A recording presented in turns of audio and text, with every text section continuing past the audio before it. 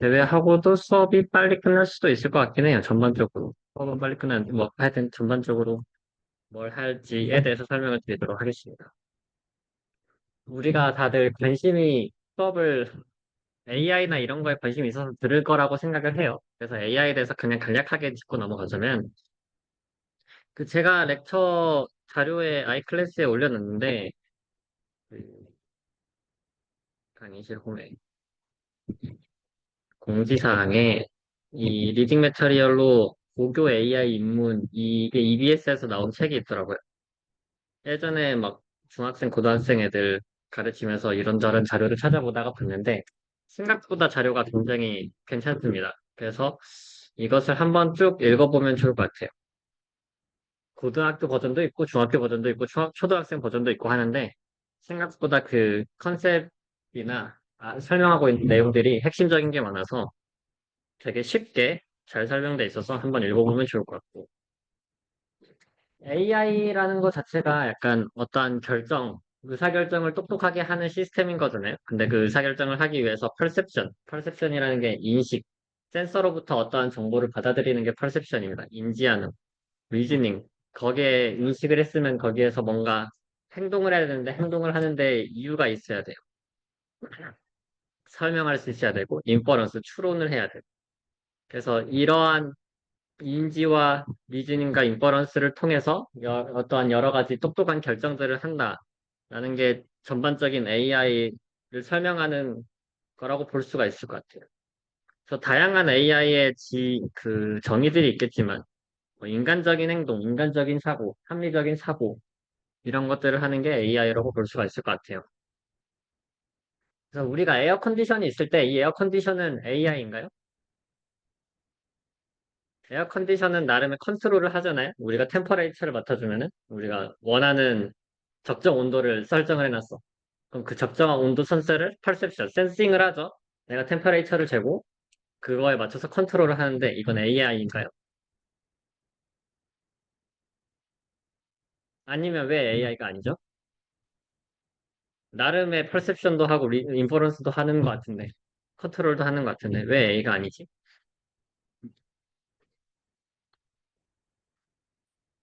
또 AI 에어 컨디셔너라고 막 스마트 에어 컨디셔너 요즘 많이 나오잖아요.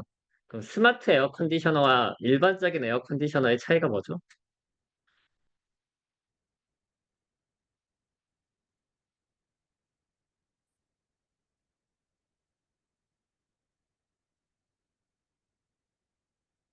생각을 조금의 시간을 드릴게요.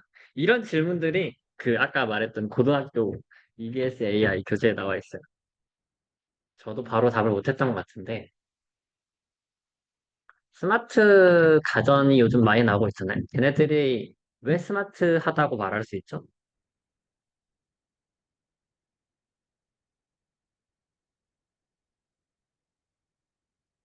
에 대해서 조금 더 생각을 해보면 좋을 것 같습니다.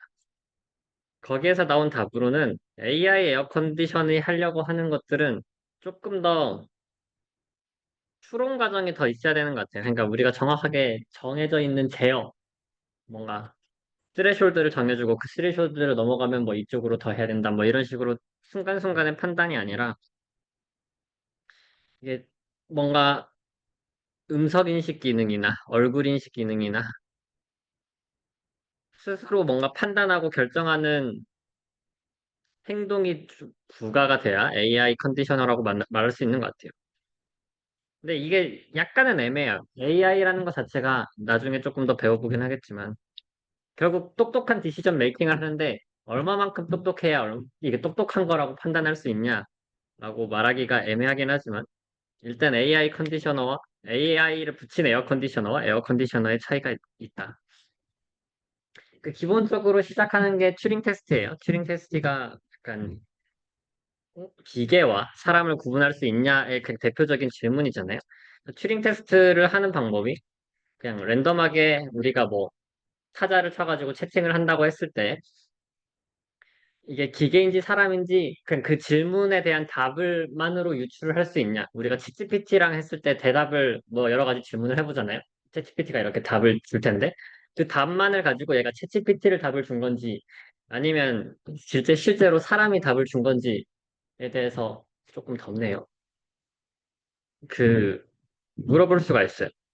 실제로 요즘 AI가 너무 대세여가지고, 인도에서 막 AI 스타트업이 엄청 크게 떠서 투자를 엄청나게 받은 적이 있었는데, 알고 보니 AI 기술은 하나도 없고, 인도의 개발자 한 600명이 달라붙어가지고 AI인 척을 했던 거예요.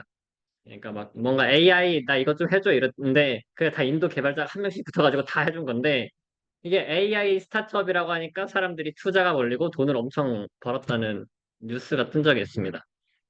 그러니까 뭐, 네, 고도로 똑똑한 사람은 AI와 구분될 수 없다. 역으로 그럴 수도 있을 것 같아요. 그래서 그런 튜링 테스트가 최근에 뭐 챗GPT도 통과했다고 들은 것 같고, 최초로 튜링 테스트를 통과한 거는 2014년쯤이라고 하더라고요. 튜링 테스트가 1950년에 처음에 나왔고, 근데 거기에서 AI는 사실 이 처음 튜링 테스트는 대화, 이 챗을 기반으로만 시작을 했었는데, 그 이후에 나온 게 토탈 튜링 테스트라고 해서 조금 더 우리가 피지컬한 월드에서 인터랙션을 했을 때 이게 과연 통과를 할 수 있는지. 나중에 요즘 휴머노이드 로봇이 대세잖아요. 실제 휴머노이드 로봇을 굉장히 사람처럼 만들어 놓고 이게 사람인지 로봇인지 구별할 수 없을 정도가 된다면 이제 사람이 쓸모가 없겠죠?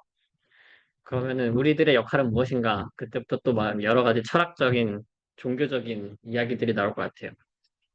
여튼 거기에서 해야 되는 일들은 컴퓨터 비전, 뭐 스피치 레코그니션 이런 인식 기능도 있어야 될 것 같고 로보틱스가 움직여야 되니까 사물이랑 상호작용을 하고 이런 것들까지 통과를 해야 뭐 실제로 AI와 사람을 구분할 수 있다. 뭐 이런 식으로 진행이 될 것 같아요. AI의 역사가 생각보다 꽤 있습니다. 우리가 보통 여러분이 딥러닝을 배우셨는지 모르겠지만 딥러닝의 시작이 퍼셉트론이잖아요. 그러니까 퍼셉트론이라는 게 우리가 뉴럴 네트워크에서 여러 가지 이게 사실 인간의 뉴런을 본따 만들었다고 하는데 여러 가지 신호들이 들어오고 신호들이 종합이 돼서 이게 결국 웨이티드 썸인데 웨이티드 썸이 돼가지고 아웃풋이 나오는데 그러한 첫 번째 구조 퍼셉트론 1950년대에 나왔고요. 그 1950년대 뉴럴 네트워크가 나오기 시작하면서 얘네들을 조금 더 개발하는 어떻게 더 진보를 시킬까 발전을 시킬까 하는 거에서 뭐 백프로포케이션, 베이지언 네트워크 뭐 이런 게 나오기 시작했어요. 근데 이때 당시에는 잘 작동을 안 했고, 이때 잘 작동을 안 했어도 계속 꾸준히, 아, 난 뉴럴 네트워크를 할 거야. 한 사람들이 뭐, 제프리 힌튼 이런 사람이죠. 요즘 AI 대가인. 근데 잘 작동을 안 하니까 다른 그냥 머신러닝 알고리즘으로 넘어갔는데, 그 머신러닝 알고리즘이 디시전 트리, 서포트 벡터 머신, 안삼블 모델, 익스펙테이션 맥시마이제이션, 강화학습, 커널 메소드, 이런 게 1980년대부터 2000년대 초반까지 가 대세가 되었습니다. 그래서 우리가 머신러닝에서 다룰 수업들은 이 볼드체한 알고리즘들이에요. 그래서 우리는 1980년대부터 2000년대 초반까지 유행했던 알고리즘을 머신러닝에서 다룰 거고, 그 이후에 2010년대에서부터 다시 딥러닝이 부흥을 하기 시작해서 지금까지 딥러닝이 잘 되고 있죠. 처음에 딥러닝을 부흥을 만든 게 알렉스넷이었고, 그 다음에 가장 중요한 네트워크들이 RNN, 간이 2010년대 엄청나게 유명해졌고, 지금 최근에는 트랜스포머를 기반으로 파운데이션 모델이나 뭐 LLM 이런 것들이 엄청나게 부흥을 하고 있습니다. 2030년대에는 뭐가 나올지는 모르겠지만. 근데 이게 어쨌든 결국 AI 머신러닝의 역사인데, 우리가 이야기하고 있는 프린시플은, 원리는 다 일맥상통하기 때문에, 그리고 지금 머신러닝이 아무리 20년 전 기술이라고 하더라도, 얘네들이 기반으로 하는 수학이나 그 방향성이 AI, 지금 딥러닝이랑 일단 다 통과가 되어 있고, 온라인이 되어 있고, 첫 번째로는. 두 번째로는 제가 머신러닝 수업을 하면서 그래도 그나마 요즘 알고리즘이랑 잘 연동이 될 수 있는 애들만을 추리려고 노력을 했어요. 그래서 머신러닝 수업을 하는 게 딥러닝으로 가기 전에 약간 초기 단계라고 생각을 하시고 수업을 들어주시면 좋을 것 같습니다. 머신러닝의 장점은 이때의 알고리즘들은 그 컴퓨터 성능이 그렇게 좋지 않았을 거잖아요. 그러니까 이때의 알고리즘들은 여러분 노트북으로 다 돌릴 수 있을 정도일 거예요. 웬만해서는. 그래서 그렇게 큰 GPU가 필요하지도 않으니까 수업을 하는데도 좀 편할 것 같고. 네, 그렇습니다. 그래서 머신러닝에 대해서 조금 더 이야기를 드리면, 머신러닝이라는 것 자체가 데이터를 통해서 뭔가 지식을 뽑아내는 과정이라고 보면 됩니다. 그래서 뭐 여러 가지의 태스크들이 있겠지만, 스팸 필터 이메일에서 스팸이 온다고 합시다. 그랬을 때 스팸 필터에서 우리가 스팸 필터를 만들려고 하면은 되게 단어들의 블랙리스트를 쭉 만들어야 되잖아요. 뭐 어떠한 부적절한 단어가 왔어. 뭐 판매, 세일, 홍보, 뭐 이런 단어들이 왔을 때 얘네들을 스팸으로 다 처리를 한다고 합시다. 스팸으로 처리할 때 엄청나게 많은 if와 else 문을 이용해서 코딩을 할 수가 있겠죠. 근데 그렇게 하는 것보다 조금 더 똑똑한 방식으로 우리가 엄청나게 많은 데이터를 가지고 어떠한 유형의 단어들이 많이 있으면은 이건 스팸이다, 아니다라는 레이블을 해주면은 이 모델 자체가 아, 얘는 스팸 메일이야, 얘는 스팸 메일이 아니야를 구분해 줄 수가 있어요. 그런 식으로 데이터를 기반으로서 우리가 하나하나 단어를 일일이 저장해 주는 게 아니라 데이터를 기반으로서 그 스팸을 알아서 해주는 것. 그게 약간 머신러닝이라고 볼 수가 있어요. 일반적인 머신러닝, 제가 말이 좀 빠른가요? 잘 따라오고 있죠? 네. 일반적인 머신러닝의 단점은 이렇게 작용되는 게 다 데이터를 기반으로 하기 때문에, 그리고 데이터를 기반으로 어떠한 특정 하나의 도메인이나 하나의 태스크, 하나의 임무에 대해서만 목적을 달성하려고 하고 있기 때문에, 이게 조금만 달라져도 그걸 새로 학습을 해야 된다는 데이터가 새로 필요한다거나, 아니면 학습을 전체를 새로 해야 된다거나 하는 단점이 있고요.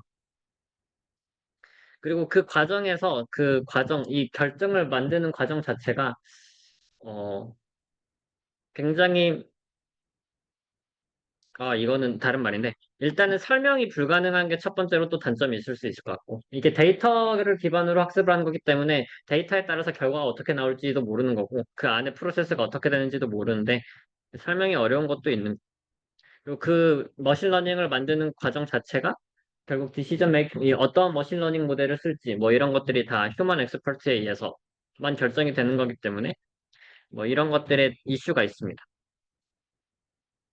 하지만 그럼에도 불구하고 뭐 우리가 이미지를 통해서 얼굴 인식을 한다. 사람의 얼굴이든 지문이든 다양한 인식을 한다. 이러한 태스크가 있을 때 머신러닝 없이 이런 것을 하려고 했을 때는 굉장히 성공률이 안 좋았죠. 근데 이제 머신러닝을 통해서 많은 성과들을 이뤄낼 수 있었습니다.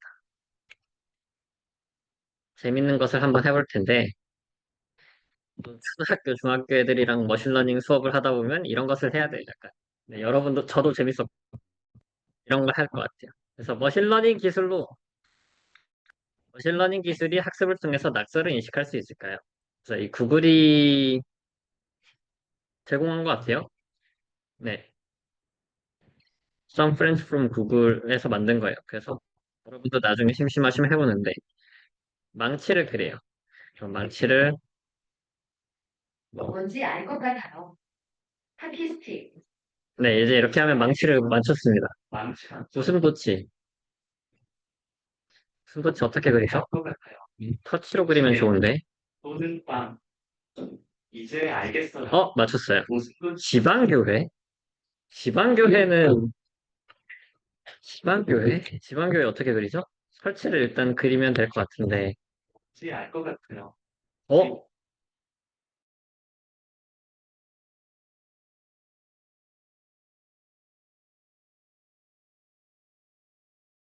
그냥 단어 자체가 지방교회로 돼 있어요. 얘는 네, 네, 돌고래. 뭔지 알 것 같아요. 무지개. 돌고래도 맞췄고. 자, 돌고래 맞죠? 올빼미. 뭔지 알 것 같아요. 달. 좀 이상한데? 무슨 그림. 올빼미 어떻게 그리지? 뭔지 알 것 같아요. 대양 아, 또는 구름. 무슨 아, 그림인지 모르겠네요. 5개를 맞추고 하나를 틀렸습니다. 여러분도 이런 거 한번 해보시면서. 그래도 나름의 머신러닝이 저의 그림을 잘 맞춰줬어요.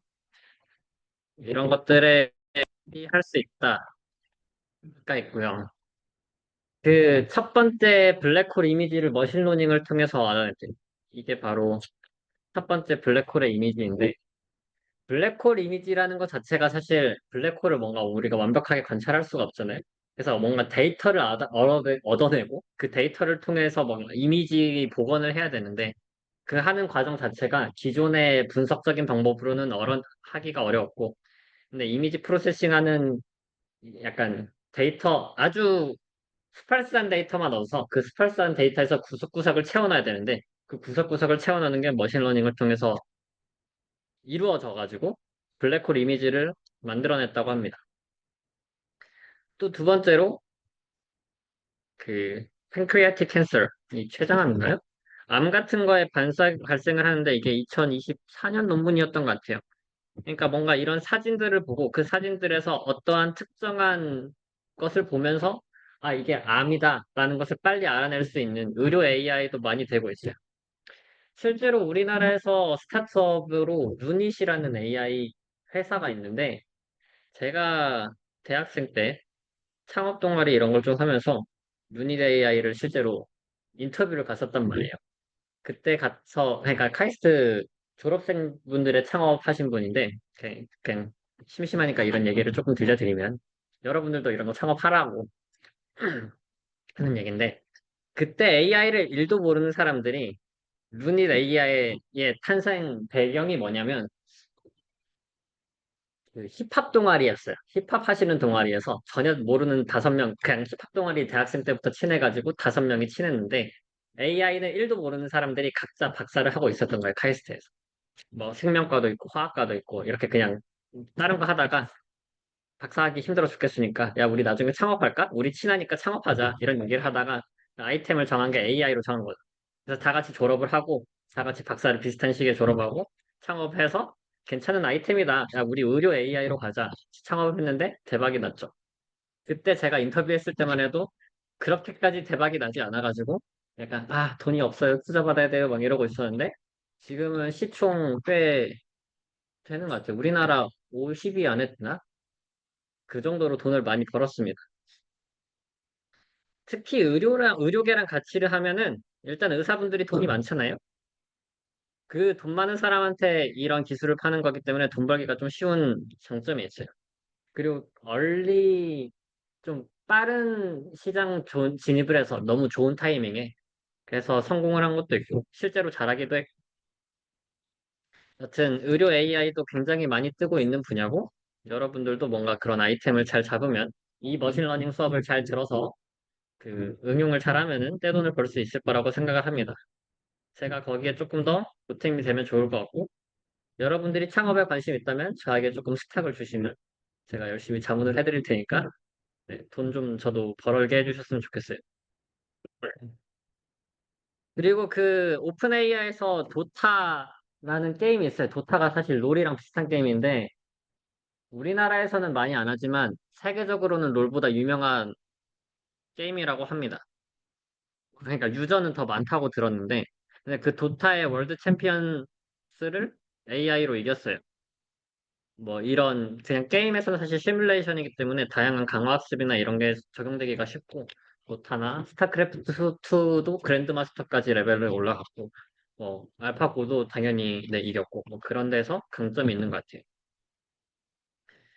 또 단백질 프로틴의 스트럭처를 프레딕션 하는데도 머신러닝 AI 기법이 사용이 되었고요. 이게 2021년 네이처에 나온 논문인데 이걸 기반으로 그 화학 생명 쪽의 시스템 자체가 바뀌어서 노벨상을 받았거든요. 그래서 AI가 이번에 물리학상, 화학상인가 다 받아가지고 논란이 됐었는데, 그러니까 세상이 그냥 AI로 굴러가고 있어가지고 되는 세상이 와버렸습니다. 그, 그 외에도 기본적으로 뭐 넷플릭스나 뭐 여러 가지 서점이나 다양한 레코멘데이션 시스템 또 머신러닝으로 할 수 있고 자율주행도 당연히 머신러닝으로 하고 헬스케어의 분야에서도 머신러닝 이런 것들을 많이 하고 있어요.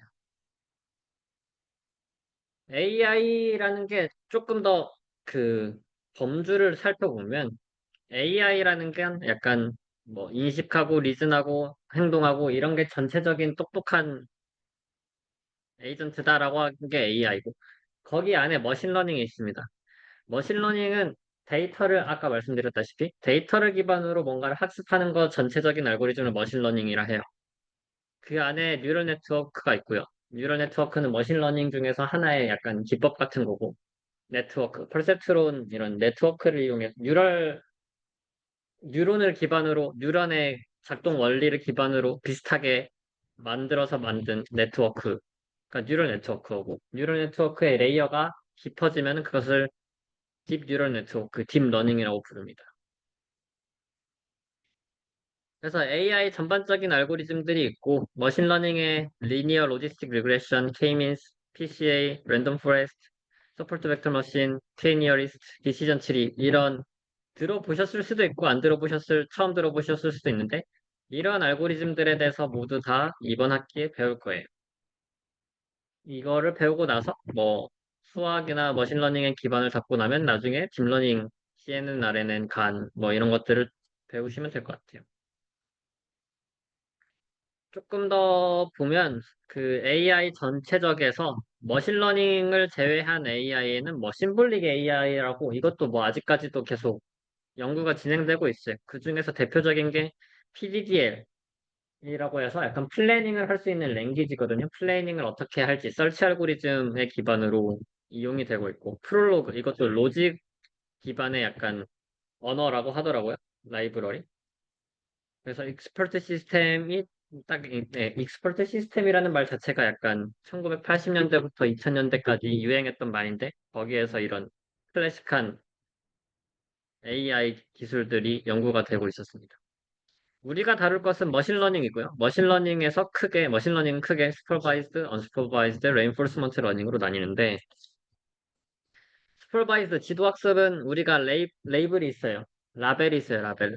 그래서 어떠한 데이터가 있고 데이터가 뭐 이미지 데이터라고 합시다. 이미지 데이터가 있고 그거에 대한 이미지에 대해서 레이블 사과냐 바나나냐 복숭아냐 레이블이 있었을 때 이미지를 넣어주면은 이게 사과다라는 걸 맞추는 게 슈퍼바이즈 러닝.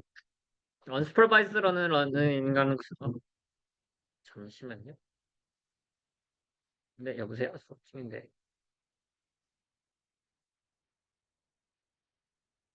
아, 네, 나중에 네, 연락. 네, 죄송해요. 슈퍼바이즈 러닝은 그 여러 가지 데이터가 있을 때 그런 이런 레이블이 없습니다. 레이블이 없이 뭔가 클러스터링 같은 걸 할 때 레이블이 없이도 뭔가 비슷한 데이터끼리는 비슷한 데이터를 뭉치자라는 것을 우리가 구분해낼 수가 있으니까.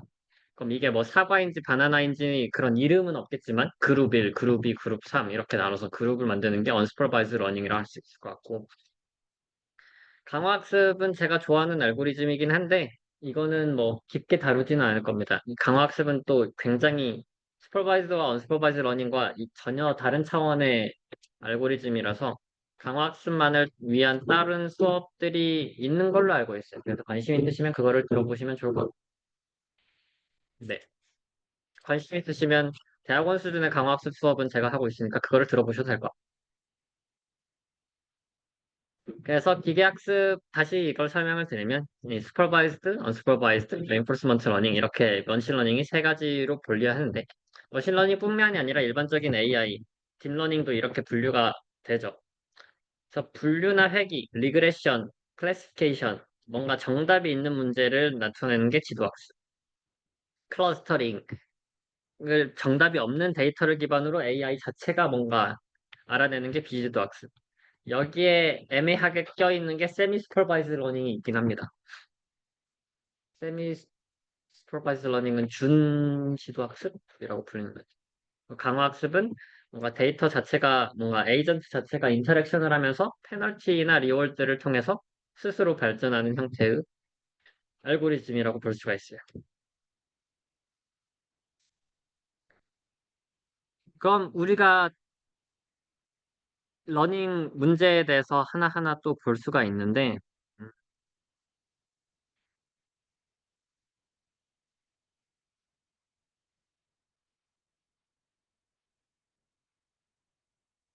뭐 몇 가지만 이야기를 들어보면 이런 이슈들이 많아요. Predicting the price of stock 6 months from now.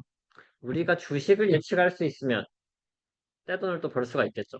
금융하는 사람들이 AI를 그래서 많이 합니다. 그리고 실제로 떼돈을 많이 벌고 있을 거예요, 아마. 결국 우리가 굉장히 많은 사람들의 수가 모여서 주식을 다 같이 하잖아요. 거기에는 결국 패턴이 있을 거란 말이에요.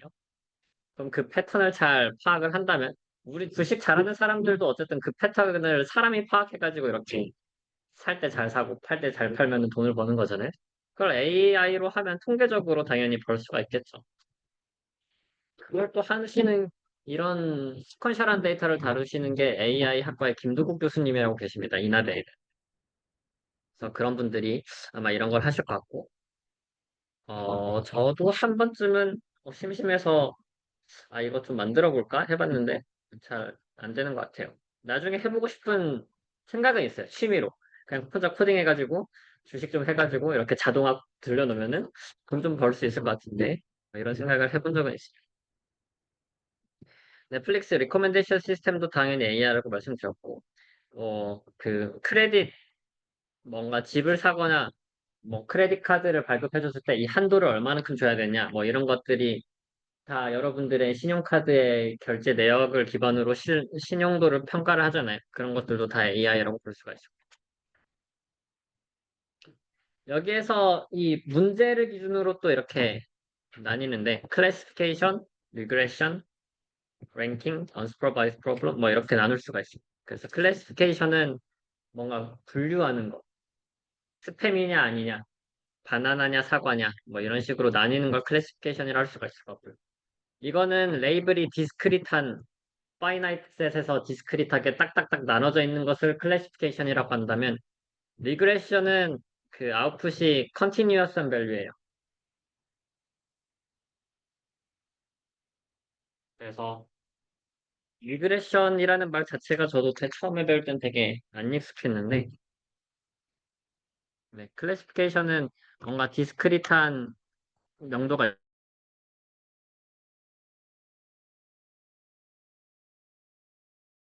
있으면 모델이 있으면 모델에서 데이터가 들어오고 하면은 컨티뉴어스한 것은 이게 컨티뉴어스한 밸류에서 이렇게 맞춰가는 거잖아요. 뭐 0부터 1까지 정확하게 있다.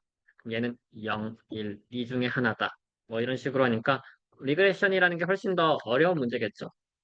여기에서 로스를 계산할 때 클래시피케이션은 디스크릿하니까 디스크릿한 거에 대해서 맞았냐 틀렸냐를 계산할 테고 여기에서는 내가 정답이 여기인데 여기로 예측을 했다라고 하면 이간의 오차를 기반으로 로스 펑션을 만들어가지고 학습을 할 것 같아요. 그거랑 별개로 또 랭킹 프로블럼은 클래시피케이션이나 리그레션은 정답이 하나인 건데 랭킹은 뭔가 그 순서대로 맞춰야 되니까 우리가 뭔가 추천하는 시스템을 만든다고 했을 때 정답이 하나만 하는 게 아니라 첫 번째 정답은 이거, 그 다음은 이거, 뭐 이런 식으로 만들어줄 거잖아요. 영화 추천 같은 걸 할 때. 그래서 랭킹 프로블럼, 뭐 이런 식으로 또 다른 다른 범주의 문제가 될 수가 있고. 정답이 자체가 애매한 게 되어 있는 거. 챗GPT가 좋은 대답을 해준 거에 대해서는 완벽한 이상적인 정답이라는 건 존재하지가 않잖아요. 여러분들한테 에세이를 써오라, 뭐 리포트를 써오라라고 숙제를 내줬을 때 완벽한 100점짜리의 정답이라는 건 없는 거고. 하지만 완벽한 0점짜리 정답은 볼 수가 있겠죠. 대충 알죠. 그러니까 어떤 게 잘 되는지 안 되는지는 대략적으로 알 수 있으니까. 그런 것들이 unsupervised problem이라고 볼 수 있어요. 벌써 수업의 끝으로 다가오고 있는데, 오늘은 간단하게, 이게 참 수업을 3시간을 연강을 해버리니까 첫 시간에 수주 진도를 나가기도 애매하고, 여러분들이 싫어할 거고, 저도 싫고, 그런데 수업이 어쨌든 2개가 날아가게 돼서 첫 시간을 날리게 되는데, 두 번째와 세 번째 시간은 조금 더 가볍게 갈 것 같기는 하고요. 이때는 조금 더 프로그래밍을 같이 해보지는 않지만 약간 프로그래밍 랭귀지를 어떻게 다룰지에 대해서 이야기를 해볼 것 같습니다.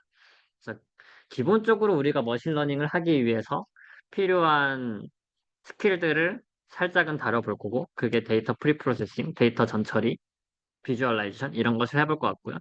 아주 기본적인 리그레션으로부터 시작을 할 거고, 그 이후로는 이게 조금 중요한 수업인데, 결국 이게 딥러닝에서도 제일 많이 쓰이고, 사실 공대생이라면 모든 알고리즘이 다 옵티마이제이션으로 귀결이 되는 거란 말이에요. 그래서 이 옵티마이제이션에 대해서 조금 더 딥하게 공부를 해볼 생각이고, 이후에 뭐 여러 가지 그 이후로는 하나하나 알고리즘의 관점에서 공부를 하고 그 알고리즘을 구현하는 방식으로 수업을 할 생각입니다.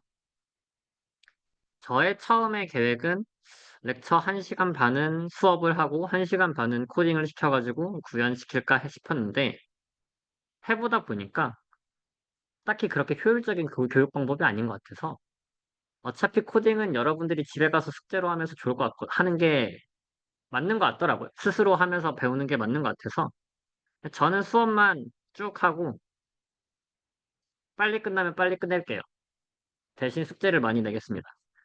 하나하나 알고리즘을 구현하는데 구현을 직접 해보면서 뭔가 해보는 게 여러분들이 공부가 많이 될 것 같아서 일단은 렉처 노트들을 이렇게 여러 가지로 만들었는데 제가 말이 빠른 편이기도 하고 렉처를 그렇게까지 3시간 동안 내내 이론적으로 하면 여러분이 따라오기도 생각보다 어려울 수도 있을 것 같아서 뭐 수업은 적당히 빨리 끝낼 수 있으면 빨리 끝내고 근데 그 이후로 각각의 숙제를 통해서 여러분들이 이런 것들을 구현을 해보면서 공부를 해보면 좋지 않을까 정도로 생각을 하고 있어요.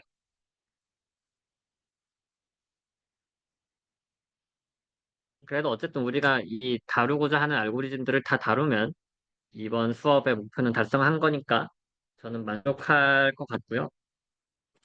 네, 렉처는 이렇게 저의 수업은 다 이렇게 유튜브에 올라갈 테니까 여러분들 유튜브로 뭐 복습을 해도 될 것 같고 파이썬 랭귀지를 추천을 하는데 저는 근데 제가 말씀드렸다시피 처음에 이 2주 동안만 파이썬을 같이 조금 해볼 거고 그 이후로는 여러 코딩하는 건 다 여러분들의 몫이기 때문에 파이썬이 아니라 다른 랭귀지가 편하다라는 거 하면은 상관없습니다. 다른 걸로 하셔도. 하지만 그래도 파이썬이 머신러닝이나 이런 걸 하기에는 굉장히 편하게 잘 되어 있고 그냥 라이브러리 갖다 쓰면 되니까 파이썬으로 사용하면 될 것 같고요. 쉽게는 콜앱으로 해도 그냥 괜찮은데 이왕 코딩할 거 각자의 컴퓨터에 아나콘다나 뭐 이런 셋업을 잘 만들어 놔서 그냥 앞으로도 계속 코딩을 할 수 있는 환경을 만들어 놓으면 좋을 것 같다는 생각을 해요. 어쨌든 우리는 이론적인 거에 대해서 좀 다뤄야 하기 때문에 여러분들이 이 정도의 확률론이나 선형대수나 기본적인 파이썬 능력은 필요할 것 같고 이게 조금 부족하다 하면 뭐 같이 공부하면 되겠죠. 조교는 허성은 조교인데 뭐 여러분들이 만날 일은 별로 없을 것 같고요. 근데 그 과제 관련해서는 제가 뭐 과제를 다 내고 과제 관한 문의는 저한테 해주시면 될 것 같은데 채점은 아마 조교가 할 것 같아요. 그래서 그거는 조교한테 연락을 하면 될 것 같고요. 저는 출석을 별로 신경 쓰지 않는 사람이라서 어차피 영상도 다 유튜브에 올라갈 거고 여러분이 일이 있으시다 하면은 그냥 안 나오셔도 됩니다. 그 근데 학교의 규정상 4분의 1을 빠지면 F를 줘야 돼요. 근데 교수님 저 사정이 있어서 못 갔습니다 하면 그냥 출석 인정해 드릴 테니까 뭐 정말 안 나오고 싶으시면 안 나와도 뭐 별로 개의치 않겠습니다. 그럼에도 불구하고 이 실시간으로 이렇게 이야기를 했을 때 이해해야 하는 게 뭐 유튜브나 다른 걸로 막 여러 번 돌려보고 하는 것보다 일단 빠를 거예요. 첫 번째로는 더 빠를 것 같고 처음에 어쨌든 바로 들으면 이해가 안 될 가능성이 높잖아요.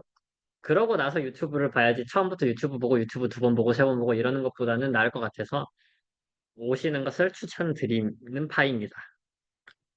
그리고 어사인먼트를 50%를 배정을 했는데 어쨌든 이게 다 머신러닝 알고리즘들이 다 뭔가 문제를 풀고 이러한 것들이 아니라서 직접 코딩을 해보고 테스트를 해보고 이런 거니까 말씀드렸다시피 각 렉처마다 매주 내진 않을 생각이지만 숙제를 그것을 구현하는 게 중요한 수업이기 때문에 어사이먼트의 비중을 좀 높였고요. 미드텀은 그래도 한 번쯤은 시험을 봐야지라는 생각에 미드텀은 20%로 냈고 파이널은 시험이 아니라 프로젝트로 가겠습니다. 저희 프로젝트에 대한 공지는 미드텀이 끝나고 나서 드릴게요. 그래서 그냥 미드텀까지 우리가 여러 가지 알고리즘들을 배웠으면 뭐 리그레션과 클러스터링 정도는 배웠겠네요. 그 이후에도 중요한 내용들이 있겠지만 여러 가지 알고리즘을 배우고 나서 아, 우리가 머신러닝을 통해서 어느 정도를 할 수 있구나를 알게 되면은 여러분들이 여러분들만의 프로젝트를 기획할 수가 있잖아요. 그러면 한 대략적으로 2명에서 3명 정도의 멤버를 모집을 해서 파이널에는 발표를 하는 식으로, 프로젝트 발표를 하는 식으로 수업을 하면 되지 않을까 싶습니다. 혼자 해도 되고요. 3명 이하의 팀으로 기준을 하면 될 것 같고, 혼자 하고 싶지 않은데 팀원을 못 구했다 하면 저한테 이거는 뭐 중간고사 이후에 정할 얘기지만 그때 알려주시면 될 것 같고, 네, 그렇습니다.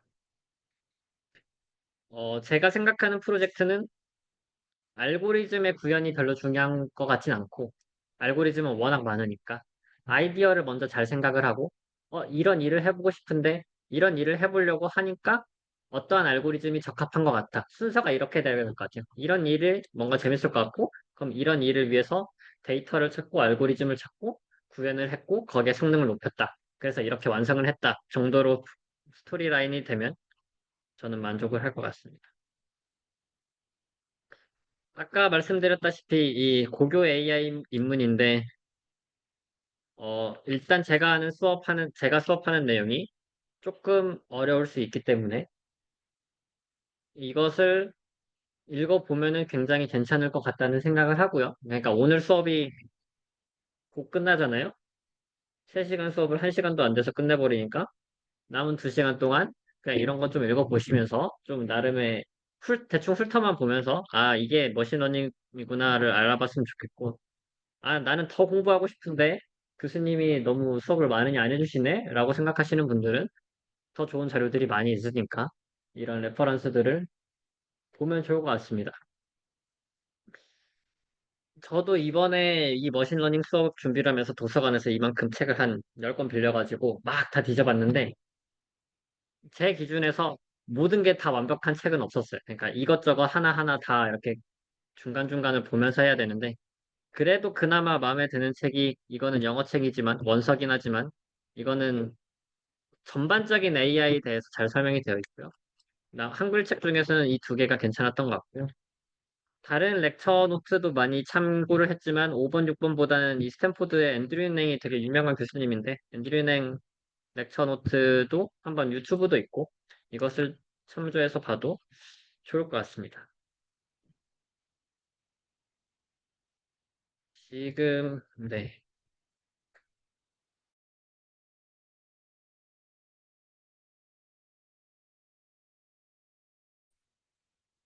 그 할 만한 중간고사는 저희가 수요일에 수업 시간이니까 이것도 중간고사 기간 수요일에 오전 9시부터 10시, 12시로 봅시다.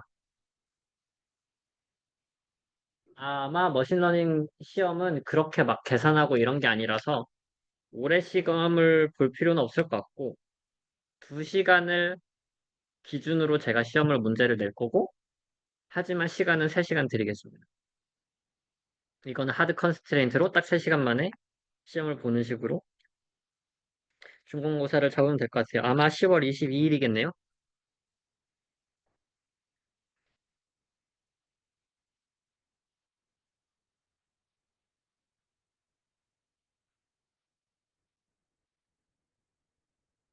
말씀드렸다시피 이렇게 수업이 빨리 끝나더라도 아, 저 교수님 수업 대충 하시네라고 생각하지 말아줬으면 좋겠고 근데 수업 빨리 끝나는 게 싫은데요, 교수님이 하면은 제가 잘 늘려드릴게요. 그러니까 그건 원하시는 대로 제가 저에게 피드백을 주시면은 좋을 것 같습니다.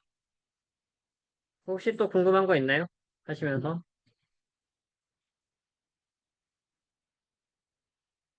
네, 없으시면 여기서 수업 마치도록 하겠습니다.